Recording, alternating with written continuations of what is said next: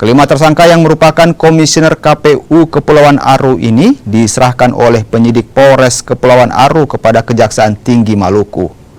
Penahanan dilakukan tim Jaksa Penuntut Umum berdasarkan pertimbangan objektif maupun subjektif dan sudah sesuai KUHP.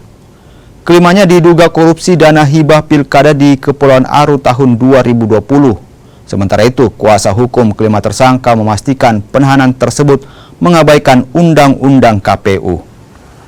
Kejaksaan Negeri Aru yang bertempat di Kejaksaan Tinggi Maluku menggunakan kewenangannya untuk melakukan penahanan terhadap kelima komisioner KPU Aru.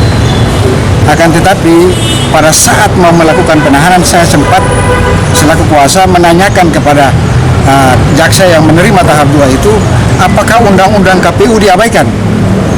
Dan dijawab secara tegas oleh jaksa yang menerima tahap 2 bahwa ya demikian. Dengan demikian, karena kelima komisioner ini ditahan, maka dengan sendirinya baik Kejaksaan Negeri Aru atau Dobo maupun Kejaksaan Tinggi Maluku telah menghancurkan proses dan tahapan pemilu di Kabupaten Dobo. Pada hari ini, penuntut umum Kejaksaan Negeri Kepulauan Aru melakukan penahanan terhadap 5 orang terdakwa. Hari ini statusnya jadi terdakwa perkara dugaan tipikor penyalahgunaan dana hibah pemilihan Bupati dan Wakil Bupati Kabupaten Kepulauan Aru tahun 2020 sebanyak 5 orang.